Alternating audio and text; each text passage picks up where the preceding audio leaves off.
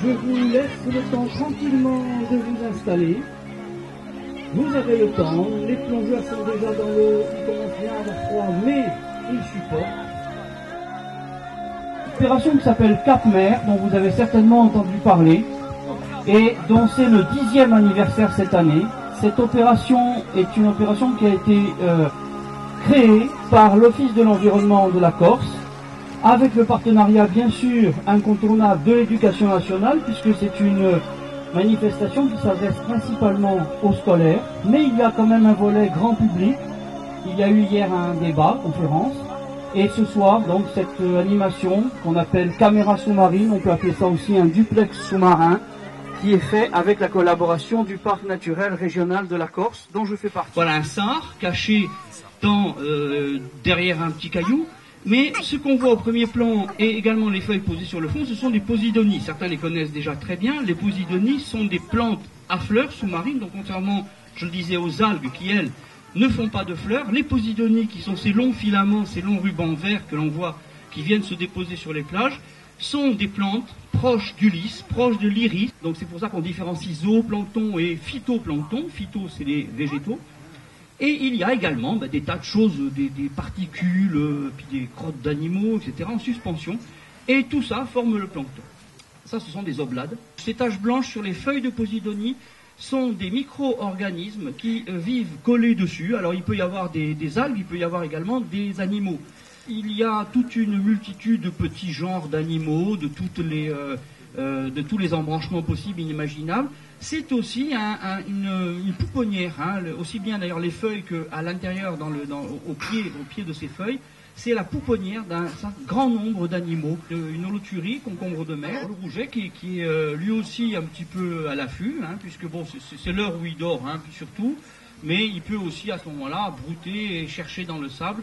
Bon, c'est quand même une heure. Il a l'air assez gros par rapport à la feuille de posidonie. Il doit faire dans les 10 ou 12 cm. On voit un Bernard l'ermite avec une anémone. Vous voyez, on voit les pattes et l'anémone sur le Bernard l'ermite.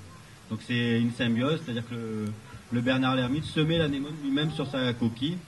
Et pour après, ça le protège un peu et elle profite de ce qu'il mange. Là, on en voit encore un, sauf que je pense... C'est le même, il a l'anémone sur son dos à replier les tentacules parce qu'elle a senti un danger. Donc on voit bien que le Bernard l'ermite, c'est un crustacé avec des pattes, des pinces, etc., exactement comme un crabe, sauf qu'il a toute une partie du corps qui n'est pas protégée par une carapace. L'avant oui, mais l'arrière non. Écoutez, l'objet de ces rencontres Cap-Mer, comme l'indiquerait le sigle CAP, c'est connaître, aimer et protéger la mer. C'est de réunir au sein d'un groupe scolaire l'ensemble des scolaires d'une ville, en l'occurrence cette année Bonifacio, mais aussi des communes avoisinantes pour travailler sur le milieu marin à travers d'ateliers. Pour nous, c'est doublement important parce que tout au long de l'année, on met déjà en place un programme qui s'appelle à l'école de la mer.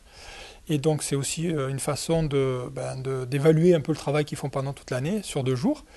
Et puis de prolonger à travers donc une sorte d'immersion sur 2 journées sur le milieu marin, cette approche de la connaissance, de l'amour et de la protection marine. Pour marcher, nous, on va parler des oiseaux marins, sachant que la mer, c'est un milieu qui n'est pas forcément facile. Aujourd'hui, la mer, elle est belle, tout va bien, mais est-ce que la mer, elle est toujours comme ça?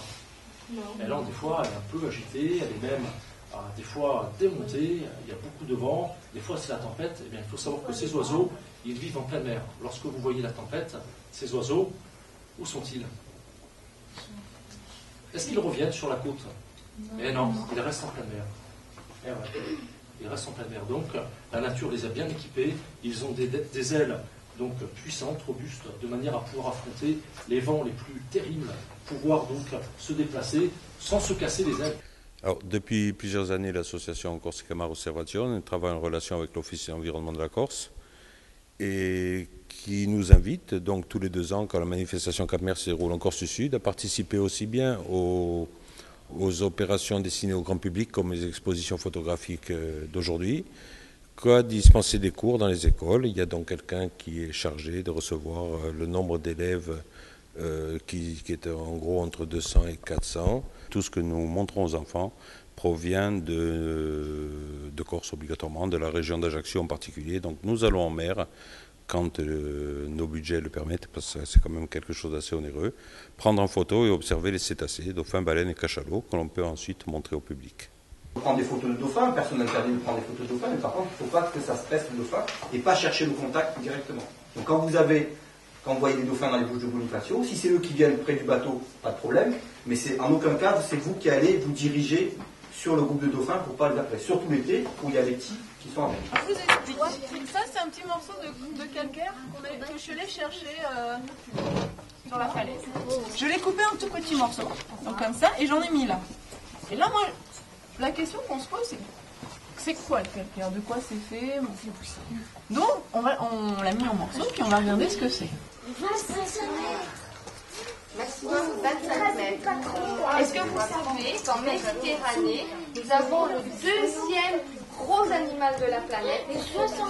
La baleine, c'est le deuxième plus gros animal de la planète. Le plus gros, c'est lequel?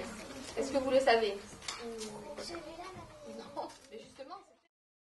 Au bout des 2 jours, on a l'impression que c'est vrai qu'en fin de journée, ils maîtrisent un certain nombre de notions, ils ont inculqué, ils arrivent à faire le lien entre les différents ateliers qui parlent des fois de choses similaires.